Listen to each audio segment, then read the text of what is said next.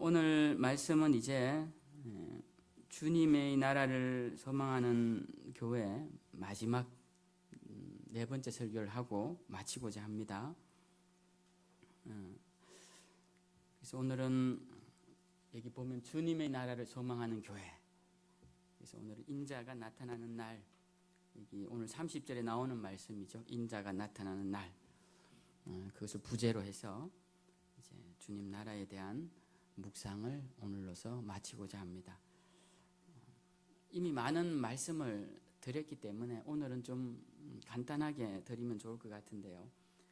그렇다고 설교가 짧다는 이야기는 아니고 내용이 좀 간단하다는 말씀을 먼저 드리겠습니다. 오늘 역사적으로 아주 중요한 한 사건에 대한 이야기를 드리면서 설교를 시작하고자 합니다. 11세기 정확하게 1096년경에 일어난 인류 역사의 아주 중요한 사건입니다. 예루살렘으로 상징되는 하나님의 도성 이스라엘을 이슬람으로부터 되찾자는 성지 회복 전쟁이 일어난 해이죠. 우리가 많이 들어본 바로 십자군 전쟁입니다.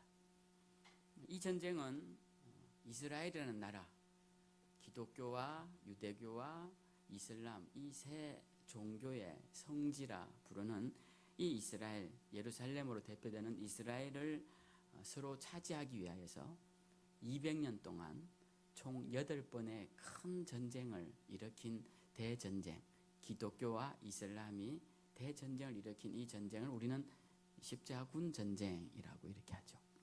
인류 역사에서 아주 큰 전쟁 중에 하나입니다. 대제국들이 또 대제국과 맞서 싸운 큰 전쟁이죠. 이 전쟁으로 인하여 죽은 사망자 수는 말할 것도 없고 그 피해와 고통, 전쟁으로 인한 범죄와 그리고 그 후유증까지 인류에게 크나큰 고통을 안겨준 전쟁이 바로 이 우리가 아는 십자군 전쟁입니다.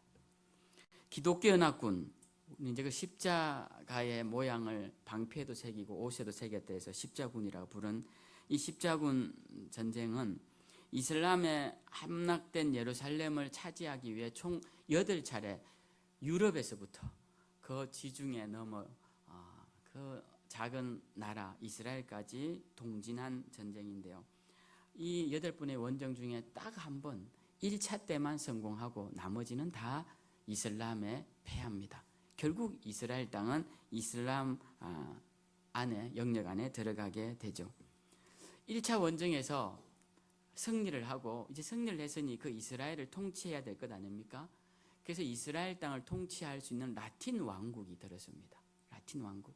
그 라틴 왕국은 성지를 회복하는 데 중요한 역할을 했던 이제 귀족들과 또 여러 군주들이 연합체를 이루어서 라틴 왕국을 세웁니다.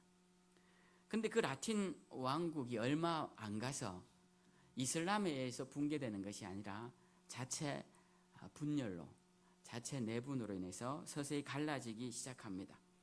그 땅을 정복한 기독교인 군주들 사이에서 세력 다툼이 일어나게 된 것이죠. 그 내용이 영화로 만들어져서 킹덤 오브 헤븐이라는 영화가 요즘 TV 틀면 볼 수 있습니다. 자주 나오는 영화예요. 우리가 그 배경이 바로 이 라틴 왕국의 이야기입니다. 십자군들이 이스라엘을 차지해서 차지한 후에 그 땅에서 벌어지는 여러 가지 갈등들을 다룬 영화죠. 하나님의 도성, 예수 그리스도의 성지, 마치 하나님 나라처럼 생각되어진 그 예루살렘을 수복하기 위해 많은 사람들이 목숨을 걸고 목숨을 버리고 전쟁을 벌여서 그렇게 어렵게 차지한 그 땅에서 다시 인간들은 자신의 지분을 요구하고 자신의 권력욕을 드러내면서 분열되기 시작합니다. 그 영화, 앞에 말씀드린 영화의 한 장면에 한 지도자가 예루살렘을 떠나면서 이렇게 말을 합니다. 우리는 지금까지 이 전쟁이 하나님을 위한 전쟁인 줄 알았다.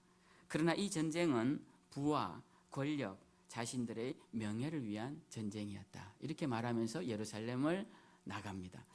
저는 그 장면을 보면서 십자군 전쟁의 실체를 드러내는 중요한 말이다라는 생각을 하게 됩니다. 여러분, 십자군 전쟁 얼마나 비극적인 전쟁인지 제가 하나의 스토리만 말씀을 드리죠. 십자군 전쟁이 시작되고 한 100년 정도가 흘러갔을 때, 한 1200년 정도쯤에 프랑스와 독일에서 수만 명의 소년, 소녀들이 성지 회복을 꿈꾸며 십자군을 조직합니다.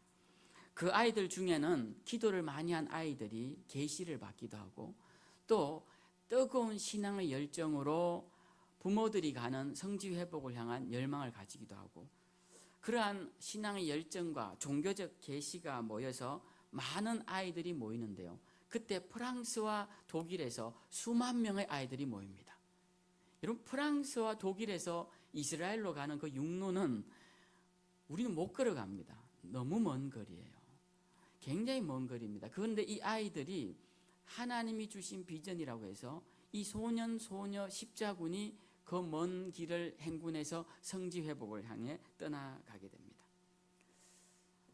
이렇게 떠나간 아이들이 어떻게 되었을 것 같습니까?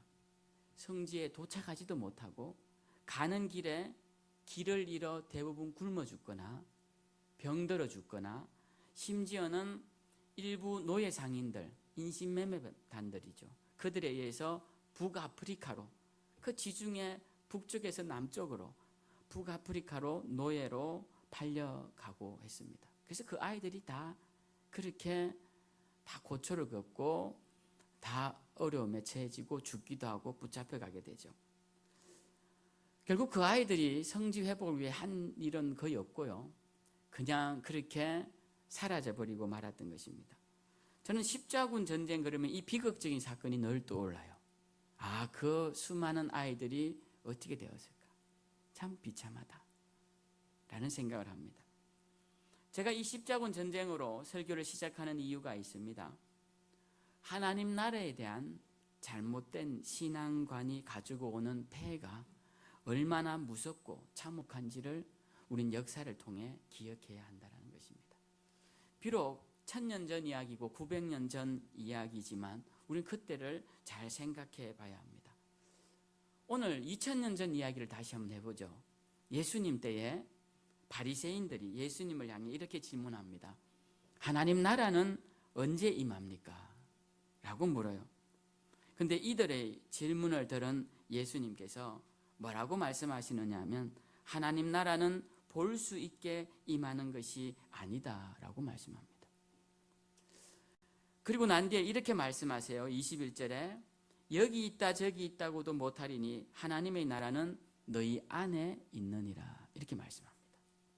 근데 우리가 이 말씀을 읽으면서 어떤 생각을 하냐면, 이 상황은 다 빼버리고 요 문구만 가지고 아, 하나님 나라는 볼 수 없게 임하는구나, 이렇게 먼저 오해를 하고, 두 번째는 하나님 나라는 내 안에 있구나 라고 또 두 번째 오해를 합니다. 근데 여러분, 이 말씀을 자세히 보시면요, 예수님께서 분명 그 뒤에 보면 하나님의 나라가 번개가 하늘에서 이쪽에서 저쪽에서 침과 같이 그렇게 임할 것이다 라고 말씀하십니다. 그러니까 보이는 것이죠. 근데 왜 보이지 않게 임한다고 바리새인들에게 말씀하실까요? 그리고 하나님의 나라가 왜 바리새인들 안에 있다고 말씀을 하셨을까요? 잠깐 생각해 보면 알 수 있습니다. 이 바리새인들은 예수님이 이 땅에 오셔서 가장 적대적 관계로 오래 서 있었던 사람들이 바리새인들이에요. 주님은 세리도 창녀도, 여러분 얼마나 악합니까? 세리와 창녀가 멀쩡할 때는 괜찮지만 내 세금을 더 빼앗아 갔다고 생각해 보십시오. 그러면 이 세리가 미웃기가 거지없습니다.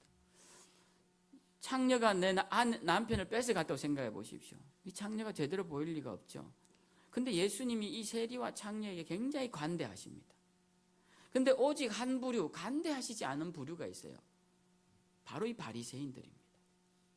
이 바리새인들 향해서 예수님이 아주 심한 욕까지 하셨어요.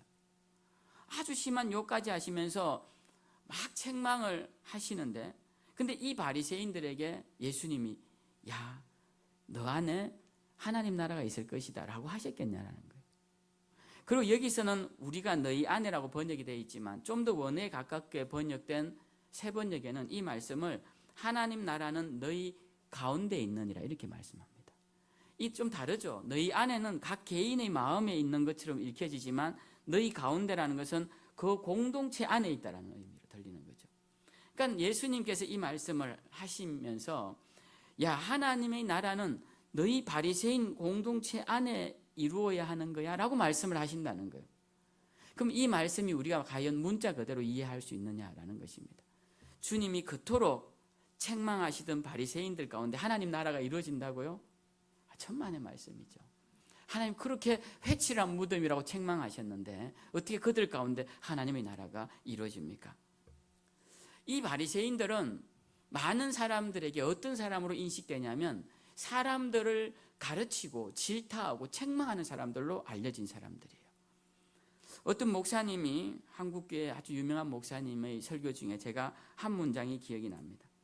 오늘날 한국교회에 가장 많이 남아있는 것은 옳은 자들의 손가락질이라는 표현이에요. 각자가 옳은 자들이 서로를 향해 손가락질을 하는 겁니다. 그 손가락질들이 난무하는 곳이 교회라고 오늘날 교회를 진단하시는 설교를 들은 적이 있습니다. 이 당시 유대 사회에서 옳은 자들의 손가락질, 바로 이 바리새인들을 통하여서 이루어진 일들입니다. 이들은 사람들에게 계속적으로 율법이라는 이름으로 멍해를 지우고 괴로움을 더하면서 마치 자기들을 제외한 모든 사람이 죄인인 양 책망하고 나아가는 자들이 바리새인이었다라는 것이죠. 그러니까 주님이 이 바리새인들이 하나님 나라가 언제 옵니까? 라고 물으시자 제가 생각해서 번역해서 말씀을 드리면 이런 겁니다. 야, 너희가 하나님 나라를 기다린다고? 너희가 하나님 나라를 과연 볼 것이라고? 하나님 나라 볼 생각하지 마. 하나님 나라는 보이게끔 오는 게 아니야. 그리고 하나님 나라를 보고 싶으면 먼저 너희 안에 하나님 나라 같은 그런 공동체를 이뤄보려고 노력해봐. 그러면 하나님 나라가 올 거야 라고 주님이 말씀하시는 거예요. 그러니까 이 말씀은 바리새인에게 주시는 말씀입니다. 그들에게 하나님 나라는 너희 가운데 서로 원망과 시비, 질투와 다툼 그런 게 가득한데도 하나님 나라를 구한다고? 그런 것부터 없애고 사랑과 자비, 용서와 화해가 이루어지는 것, 그것이 하나님 나라야. 그거 할 수 있겠니? 라고 물으시는 거예요. 제가 볼 때는 할 수 있을 것 같지가 않습니다. 이 바리새인들은. 저는 오늘 이 말씀을 묵상하면서 오늘날 우리 한국교회를 한번 생각해 보게 됩니다. 저도 그런 기도를 하지만 저 북녘 땅에는 복음의 자유가 없어서 많은 사람들이 복음 때문에 죽어가고 그리고 체제에 억눌려서 은밀하게 하나님을 믿고 있는 자들이 많다는 이야기를 들었습니다. 여러분도 그때 들으셨죠? 북한 선교사님 통해서. 근데 우리 남한 사회는 드러내놓고 이렇게 교회들이 너무 참 자유롭게 주님을 찬양하고 복음을 전할 수 있는 아주 자유로운 자유국가입니다. 근데 과연 하나님 보시기에 알곡이 북한에 많을까? 남쪽 교회에 많을까? 생각해 보면 그것은 정말 장담하기 어렵겠다라는 생각을 해봐요. 우리가 하나님 앞에서 주어진 이 놀라운 은혜가 자유로운 나라에서 더 커지는지 억압된 나라에서 더 커지는지 그것은 성경의 역설의 은혜를 생각해 보면 우리가 알 수가 있습니다. 오늘 한국교회는 바리새인들을 많이 닮아갑니다. 그래서 바리새인들처럼 묻죠. 도대체 하나님 나라는 언제 오느냐고. 그렇게 물을 때 주님이 우리에게도 동일하게 바리새인들에게 하셨던 말씀처럼 먼저 너희 가운데 하나님 나라의 일부분이라도 한번 잃어보라 라고 우리를 책망하시듯이 말씀하실 수도 있겠다라는 생각을 하게 됩니다. 오늘 말씀을 보면서 주님은 하나님 나라가 언제 옵니까? 라는 질문에 보이지 않게 임한다라고 말씀하시고 사도행전에서 예수님께 제자들이 또 물어요. 주님의 나라는 언제 옵니까? 라고 물을 때 그것은 아버지께 속한 것이니 때와 기한은 아버지께 있으니 너희는 거기에 관심을 갖지 말라라고 말씀을 하십니다. 그래서 하나님 나라의 임재의 시기는 우리가 관심 가지지 말아야 할 요소다라는 걸 우리가 먼저 기억해야 합니다. 우리 한국교회도 1900년도에 다미선교회에서 다가올 미래를 준비하라는 선교회죠. 줄여서 다미선교회. 이 다미선교회를 비롯하여 많은 이단 종파들이 주님 오실 날을 예언했습니다. 주님 오실 날을 예언해서 많은 사람들을 미혹했어요. 근데 여러분, 이것이 미혹한 사람들의 잘못이냐 생각해 보면 꼭 그렇지만도 않다는 거예요.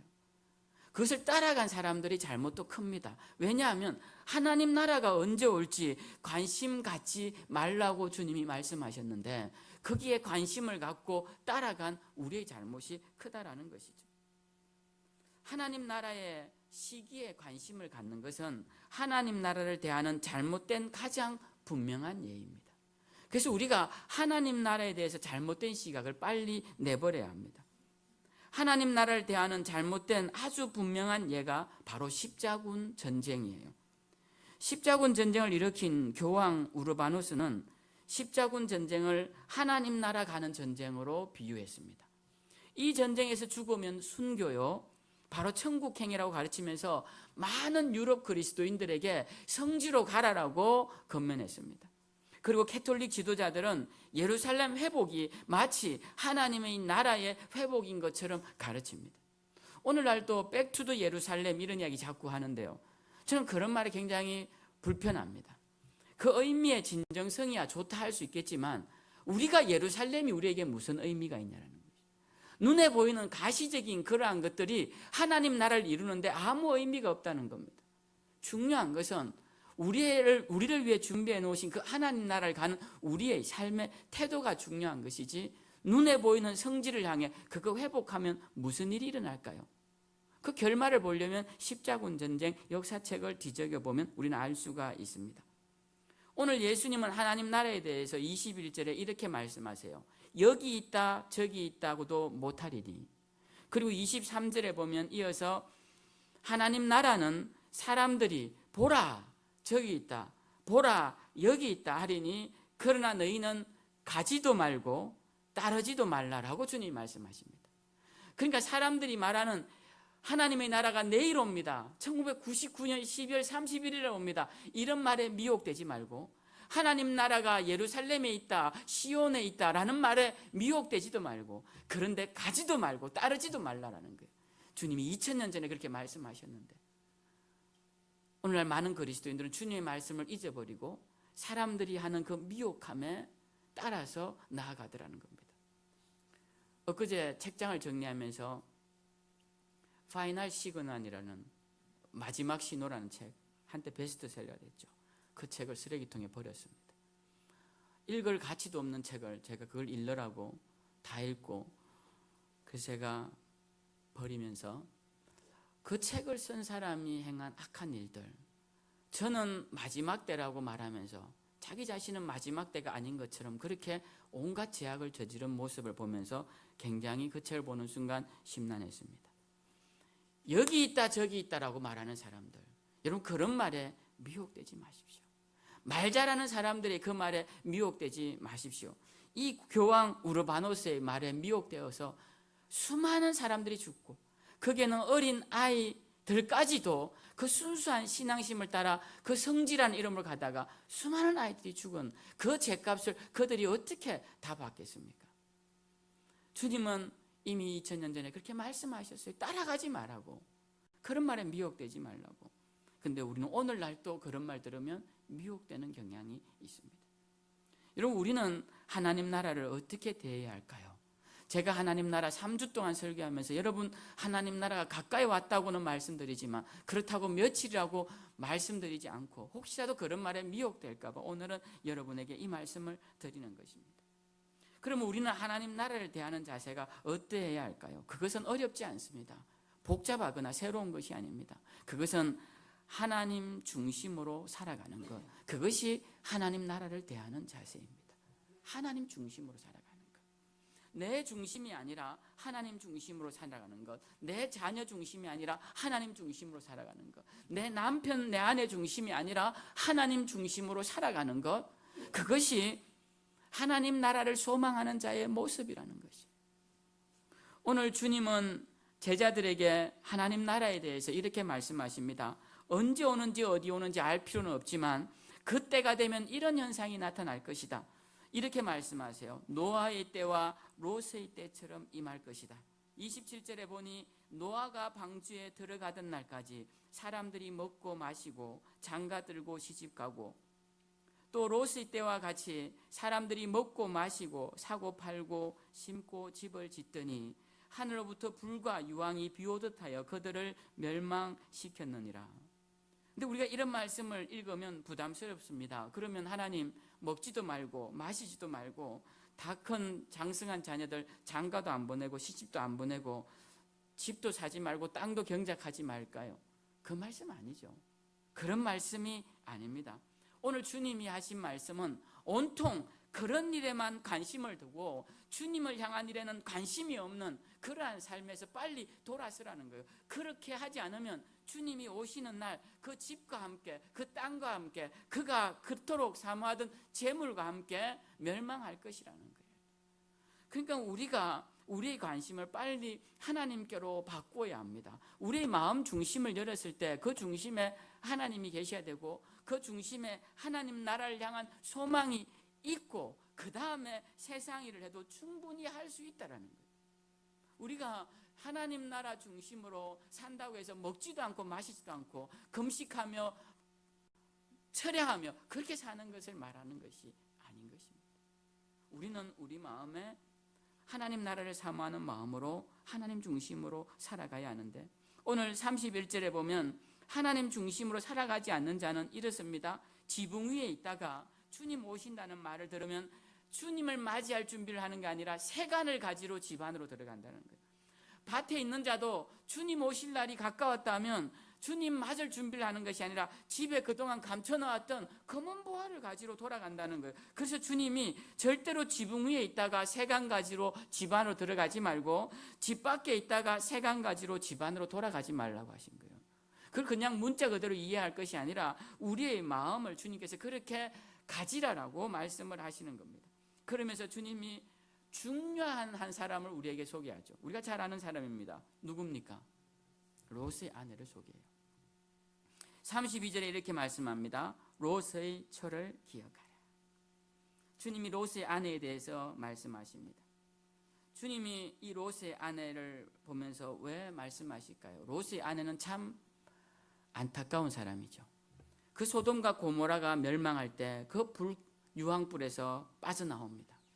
빠져나와서 남편 롯과 두 딸과 함께 그 길을 가셔야 되는데 그 네 사람 중 유일하게 그 롯 소돔성에 있는 자신의 재산과 그때 사랑했던 사람들과 그 모든 것들을 그리워서 돌아보게 되더라는 거예요. 돌아보자 그가 소금 기둥이 됩니다. 그런데 성경은 롯과 가족들에게 주의 천사가 미리 말을 해줍니다. 너 나갈 때 뒤에서 어떤 일이 일어나도 절대로 뒤돌아보지 말라고 말을 해줍니다. 근데 이 롯의 아내는 그 걸음을 걸어가다가 결국 뒤돌아보게 됩니다. 여러분, 이 당부가 롯의 아내에게만 하는 당부일까요? 그렇지 않습니다. 저는 오늘날 우리 현대의 많은 그리스도인들에게 지금 주님이 말씀을 통해 우리에게 주시는 말씀이라 생각합니다. 뒤돌아보지 말라는 거예요. 세상 것이 좋다고 자꾸 세상 일에 뒤돌아보지 말라는 것입니다. 우리가 주의 일하면서 저거 했었어야 되는데, 저거 샀었어야 되는데, 저기에 투자했었어야 되는데, 저거 그때 가졌어야 되는데, 그런 말을 자꾸 입에 대내이고 세상적인 이야기를 아쉬워하는 사람은 바로 갱이를 잡고 뒤를 돌아보는 사람입니다. 주님이 기뻐하시지 않는 사람들은 바로 이러한 사람들입니다. 뒤돌아보는 사람들. 그래서 우리 그리스도인들은 항상 이런 마음을 가져야 돼요. 지나간 것에 대해서 아쉬워할 필요가 없습니다. 내가 그때 투자했으면 큰 부자가 됐을 것 같다면 그때 안 하게 하신 것 하나님 뜻인가 보구나. 하나님 내가 그거 가지면 교만하여서 죄 지을까 봐 하나님 막아주셨구나. 이렇게 생각하면 마음이 굉장히 편하고 그게 사실일 가능성이 굉장히 큽니다. 그러니까 우리는 지나간 일에 대해서 자꾸만 그때 하지 말 걸, 어떻게 할 걸 그러실 필요가 없습니다. 중요한 것은 지금 나에게 준 이 자리에서 어디를 보고 달려갈 것이냐, 그게 더 중요한 것이에요. 지난주에도 말씀을 드렸습니다. 지지난주에도 말씀을 드리고 우리가 하나님 나라를 향하여 달려가는 그 길에 우리의 어깨짐에 세상 부도 짊어지고 세상 명예도 짊어지고 세상 자존심도 다 짊어지고 그리고 멋진 옷을 입고 언제 우리가 그 길을 달려가겠습니까? 그 달려가는 자의 모습이 아니죠. 성경은 우리에게 하나님 나라를 향하여서 달려가는 것이 인생길이라고 우리에게 가르쳐 줍니다. 그렇다면 그동안 짊어지고 있던 것도 내려놓아야 하는데 우리는 헛된 것을 지고 나아간다면 그것도 지고서 또 다 더 못 지어서 아쉬워서 뒤까지 돌아본다면 그가 어찌 하나님 나라를 가는 길에 온전히 완주할 수 있겠습니까? 그리고 우리는 이러한 것을 내려놓아야 합니다. 그리고 뒤돌아보지 말아야 합니다. 그리고 자꾸 주님 언제 임합니까? 주님 어디에 임합니까? 라고 묻지 말고 우리에게 주어진 날을 하루하루 주님과 가까이 달려가는 자들이 되어야 할 것입니다. 우리는 하나님 나라에 대해서 많은 허상을 갖고 있습니다. 그런데 요엘서에 보면 하나님 나라에 대해서 사람들에게 이렇게 말을 해줍니다. 나의 거룩한 산에서 경고의 소리를 질러 이 땅 주민들로 다 떨게 할지니 이는 여호와의 날이 이르게 됨이라. 이제 여호와의 날이 온다는 거예요.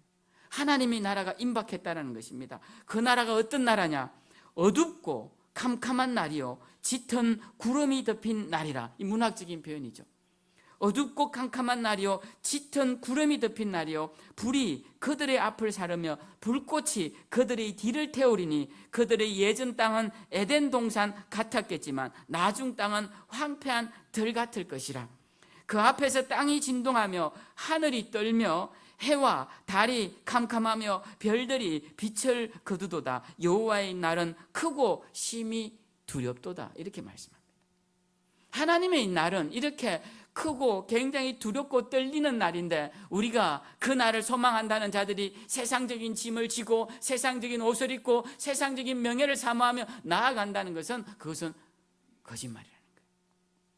우리가 이제 전쟁이 곧 일어납니다. 놀랍죠? 일어난다고 가정을 해봅시다. 요즘 전쟁 얘기가 나오니까 누가 그러더군요. 전쟁이 일어날 거라고. 자, 전쟁이 일어납니다. 그러면 여러분 어떻게 하시겠습니까? 여러분들이 사놓은 모피코트부터 가방에 딱 챙기시겠습니까? 어떻게 하시겠어요? 그 무거운 것부터 일단 버려야 돼요. 이건 너무 무거우니까 아무리 수만 금을 줘도 일단 버려놔야 돼요. 그죠? 그런 거 다 버립니다. 그 주장스러운 것도 다 버립니다. 나를 화려하게 했던 그때 화장품 막 종류별로 넣는 여인들은 아마 없을 거예요. 그죠? 그런 거 다 내려놓을 겁니다. 가장 중요한 것 몇 개만 챙겨서 딱 움켜쥐고 이제 옷도 편한 것 입고 신발도 가장 편한 신발 신고 달려갈 준비를 하며 나아갈 것입니다. 하나님의 나라도 그런 거예요. 하나님 나라도 하나님의 나라를 임하는 자들은 이런 자세로 신앙생활을 합니다. 그래서 제가 지지난주에도 하나님의 나라를 사모하는 자는 나그네와 같은 인생이요 거류민과 같은 인생이라고 말씀을 드린 것입니다. 근데 요엘서는 여기서 끝내지 않습니다. 하나님의 날이 이렇게 크고 두렵기만 한 날이 아니라는 거예요. 희망의 메시지를 줍니다. 12절에 보면 이렇게 말씀하세요. 여호와의 말씀에 너희는 이제라도 금식하고 울며 애통하고 마음을 다하여 내게로 돌아오라 하셨나니 너희는 옷을 찢지 말고 마음을 찢고 너희 하나님 여호와께로 돌아올지어다. 그는 은혜로우시며 자비로우시며 노하기를 더디하시며 이내가 크시사 뜻을 돌이켜 재앙을 내리지 아니하시나니 여호와의 크고 두려운 날이 이르기 전에 해가 어두워지고 달이 핏빛같이 변하려니와 누구든지 여호와의 이름을 부르는 자는 구원을 얻으리라. 이게 요엘서의 가장 중요한 메시지. 지금이라도 늦지 않았으니 하나님의 이름을 부르라는 거예요. 그러면 그 이름을 부를 때 하나님의 구원이 우리 가운데 임하실 것이라는 겁니다. 그러니까 그 하나님을 중심에 세우고 하나님을 바라보고 그렇게 걸어가는 인생, 그 인생이 가장 아름다운 인생이요 가치 있는 인생이다라고 성경 우리에게 가르쳐주고 있습니다. 이제 하나님 나라에 대한 메시지 마치고자 합니다. 여러분들 가운데는 너무 오래 들어서 지겨운 분들도 계실 텐데 여러분 그래도 잘 기억해야 합니다. 주님이 이 땅에 오셔서 가장 많은 말씀 처음부터 끝까지 맨 처음 하신 말씀도 하나님 나라고 맨 마지막에 하신 말씀도 하나님 나라예요. 그 하나님 나라에 대한 말씀 우리가 다시 한번 생각하면서 우리 가운데 정말 하나님 나라를 소망하는 마음이 있는가? 냉철하게 우리 자신을 돌아보셔서 2025년도는 그 하나님 나라를 향한 소망이 더 깊어지고 그 열망이 더 뜨거워지는 그런 복된 해가 다 되시기를 주님의 이름으로 축원드립니다.